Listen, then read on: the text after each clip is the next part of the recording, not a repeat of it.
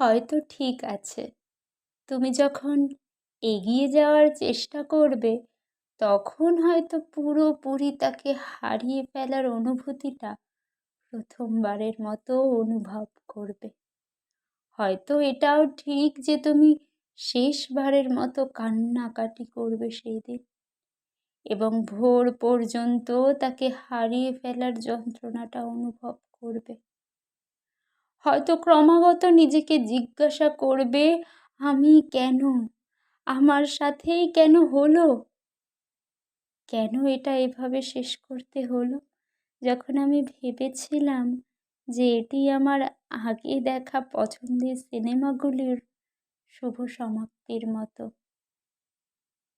যে ব্যক্তিটি আপনার জীবনকে একটি রং দিয়েছে, তাকে মনে রাখা এবং তাকে অনুভব করা, এতে কোনো অন্যায় নেই তো।